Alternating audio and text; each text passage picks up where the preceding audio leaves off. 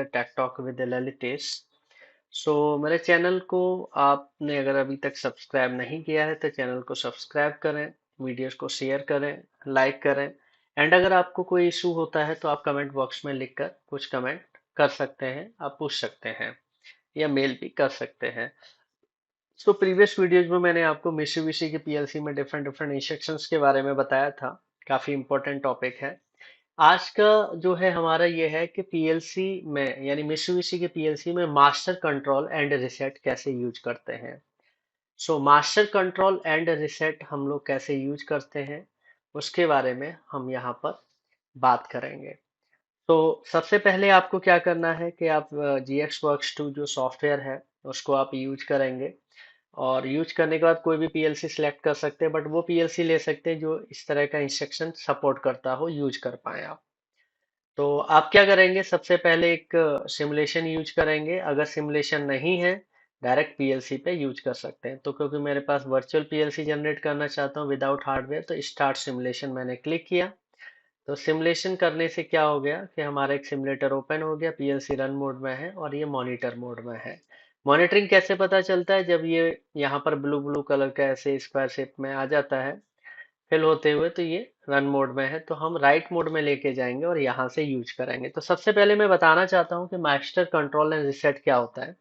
होता क्या है कि जब पीएलसी में हम प्रोग्रामिंग करते हैं, मित्सुबिशी की पीएलसी में या किसी भी तरह की पीएलसी में, तो होता क्या है कि मैं चाहता हूँ पूरा का पूरा प्रोग्राम किसी एक इंस्ट्रक्शन पे बेस्ड हो, कंट्रोल एक इंस्ट्रक्शन कर पाए। यानी पूरा प्रोग्राम तभी परफॉर्म करेगा जब इंस्ट्रक्शन अलाउ करेगा। जैसे घरों में एमसीबी होती है और अंदर स्विचेज लगे होते हैं, तो होता क्या है कि जैसे ही एमसीबी ऑन करते हैं, सारे अंदर स्विचेज वगैरह ऑन करेंगे तो लाइट वगैरह पूरा प्रॉपर चलेगा, लाइट इलेक्ट्रिसिटी आएगी। अगर अंदर के बटन ऑन है और अगर आपने मैन एमसीबी क्या कर दिया, बंद कर दिया, तो सारा कुछ बंद हो जाएगा। तो उसी तरह का आप कह सकते हैं कि सॉफ्टवेयर का जो इंस्ट्रक्शन होता है एमसीबी, उसको मास्टर कंट्रोल एंड रिसेट बोलते हैं। तो यूज कैसे करते हैं बताते हैं। सबसे पहला एक इनपुट ले लेंगे यहाँ पर, और मैंने यहाँ पर एक्स जीरो ले लिया और इस पे एक डिफाइन कर दिया इनपुट फॉर रिसेट या इनपुट फॉर मास्टर कंट्रोल। यानी मास्टर कंट्रोल मेन कंट्रोल होगा जो कि इनपुट है, मैंने यहाँ पर ले लिया। एंड यहाँ पर डबल क्लिक करके आपको क्या करना है, स्क्वायर ब्रैकेट लेना है और यहाँ पर लिखना है सबसे पहले, क्योंकि मास्टर कंट्रोल पहले लगता है यानी एमसी शॉर्टकट होता है। देन स्पेस आता है, देन पूछता है नेस्टिंग यानी नेक्स्ट लेवल। तो नेस्टिंग को एन से डिनोट करते हैं और यहाँ पर मैंने एन जीरो लिख दिया, क्योंकि नेस्टिंग अलग अलग नंबर्स पे होती है। तो नेस्टिंग मतलब होता है कि आपको कैसे सीक्वेंस बनाना है, यानी कितने टोटल अगर एमसी लगाने हैं, यानी मास्टर कंट्रोल तो कितने लगाने हैं, वो नंबर डिफाइन कर दिया। देन स्पेस दिया और यहाँ पर बिट एड्रेस लिया। तो मैंने कोई भी एक मेमोरी एड्रेस ले लिया, लाइक M10 ले लिया, आप कुछ भी ले सकते हैं, मैंने रेंडमली M10 ले लिया। तो ये जनरल मेमोरी है, क्योंकि मैंने प्रीवियस वीडियो में बताया था कि जनरल मेमोरी एड्रेसेस कहाँ से कहाँ तक होते हैं एंड लैच वाले कहाँ से कहाँ तक। तो ये मैंने जनरल मेमोरी एड्रेस ले लिया, यानी क्या लिखा, एनसी मतलब master control space N zero यानी नेक्स्ट नंबर यानी nesting number and bit. Enter किया। पूछ भी रहा है कोई नेम डिफाइन करना है, कर सकते हैं, अदरवाइज आप लीव कर सकते हैं। अब क्या करना है आपको, यानी सबसे पहला इनपुट है, यानी ये मेरा मास्टर कंट्रोल है, यानी ये मेन कंट्रोल हो गया। इसके बाद में जो प्रोग्राम बनेगा वो इसी पर डिपेंड करेगा, इस इंस्ट्रक्शन पर। तो मैं अंदर कोई भी प्रोग्राम बना लेता हूं, जैसे मैंने एक्स वन एक इनपुट ले लिया, इसको डिफाइन कर लिया कि ये मेरा इनपुट हो गया। या मैंने लिया सेंसर वन, तो सेंसर वन से एक आउटपुट चलाना चाहता हूँ, यानी एक आउटपुट नॉर्मल इंस्ट्रक्शन लिया Y0 और यहाँ पर मोटर वन लिख दिया। नाउ एक और मैं लेना चाहता हूँ, एक और इनपुट यानी X2, एंटर, और यहाँ पे लिख दिया सेंसर टू, यानी सेंसर टू से एक और आउटपुट कंट्रोल करना चाहता हूँ मैं। तो यहाँ से मैंने क्या किया, Y1 ले लिया और यहाँ पर मोटर टू कमेंट दे दिया। यानी कहने का मतलब ये है कि X1 से सेंसर वन से मोटर वन कंट्रोल करना चाहता हूँ, सेंसर टू से मोटर टू। यानी आगे तक कितना भी बड़ा प्रोग्राम आप बना सकते हैं, कोई दिक्कत नहीं है, आप बनाते जाएंगे लेकिन सबसे पहले हम मास्टर कंट्रोल लगाएंगे इस तरीके से। अब अगर आपने प्रोग्राम बना लिया, एक लाइन दो लाइन 10 लाइन का, कोई दिक्कत नहीं है। अब लास्ट में सबसे क्या करना है, क्योंकि मास्टर कंट्रोल को ये पता होना चाहिए कि कहाँ तक आपका प्रोग्राम है। तो सबसे लास्ट में आपको क्या करना है, स्क्वायर ब्रैकेट लेना है और यहाँ पर लिखना है MCR, यानी मास्टर कंट्रोल रिसेट आता है, यानी सबसे ऊपर MC आता है, मास्टर कंट्रोल रिसेट आता है सबसे लास्ट में। और फिर आपको क्या करना है कि ऊपर जो आपने नेस्टिंग नंबर N0 दिया है ना, वही सबसे लास्ट में आपको क्या करना है, डिफाइन करना है। तो स्क्वायर ब्रैकेट में गए और यहाँ पर लिखा है MCR और पूछ रहा है नेस्टिंग नंबर, तो N0 आप यहाँ पर लिखकर टाइप कर देंगे, एंटर कर देंगे, तो सबसे लास्ट में आपका MCR N0 आ गया। इससे ये क्लियर होता है कि सबसे ऊपर जो MC लगा हुआ है वो कहाँ तक काम करेगा, MCR N0 तक, सबसे लास्ट में जो मैंने लगाया उसके बीच का जो प्रोग्राम है वो अपना फंक्शन करेगा। एंड कंट्रोल किसके हाथ में होगा, मास्टर कंट्रोल के।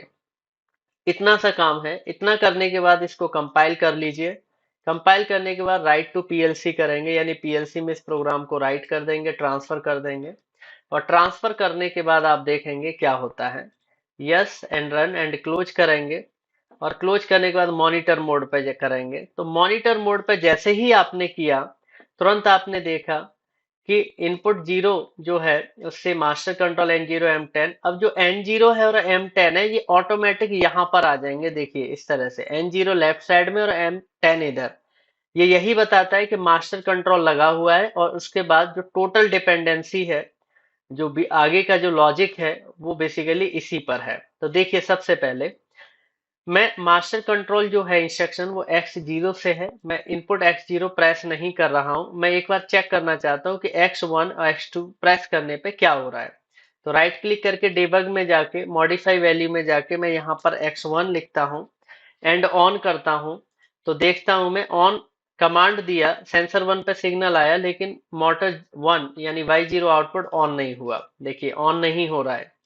ठीक है, अब मैं एक बार चेक करता हूँ X2 काम कर रहा है या नहीं कर रहा है। X2 ऑन किया, ऑफ किया, उससे जो आउटपुट है वो भी काम नहीं कर रहा है। कहने का मतलब ये है कि जो मास्टर कंट्रोल इंस्ट्रक्शन जब तक काम नहीं करेगा, जब तक इनेबल नहीं होगा, तब तक अंदर के जो प्रोग्राम है वो नहीं चलेंगे। अब मैं क्या कर रहा हूँ, X0 मैंने इनपुट लिया और ऑन किया। ऑन करने का मतलब है मास्टर कंट्रोल मेरा काम कर रहा है। और मास्टर कंट्रोल काम करने का मतलब क्या है कि वो लास्ट में जो मास्टर कंट्रोल रिसेट है वहां तक अपना काम कर रहा है। अब इसके बीच में इनपुट अगर आता है, यानी यहां से X1 पे अगर इनपुट आता है, तो मेरा मोटर देखिए 1 ऑन हो रहा है।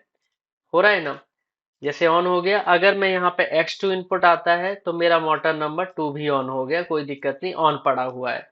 कहने का मतलब ये है कि अगर मास्टर कंट्रोल रिसेट, जैसे ये ऑफ कर देता हूं और यहां से ये ऑफ कर दिया, अब मैंने मास्टर कंट्रोल रिसेट ऑफ कर दिया।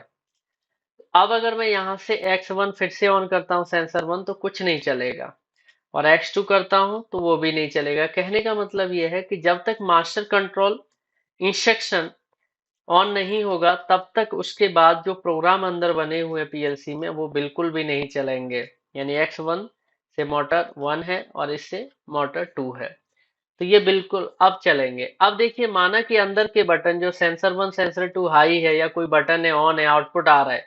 अब अगर गलती से भी X0 इनपुट अगर आप ऑफ कर देते हैं, तो क्या होगा, अंदर जो आउटपुट है मास्टर कंट्रोल के ऑफ होते ही वो अपने आप ऑफ हो जाएंगे, भले ही इनपुट मेरे यहाँ पर क्या है, ऑन पड़े रहे। तो इस तरीके से कहने का मतलब ये है कि मास्टर कंट्रोल रिसेट अगर ऑन होगा, तो उसके बाद जो भी प्रोग्राम है उससे जो इनपुट आएगा देन आउटपुट मेरे ऑन होते रहेंगे। अगर ये ऑन नहीं है तो फिर प्रॉब्लम आएगी, आपका ऑपरेशन नहीं चलेगा।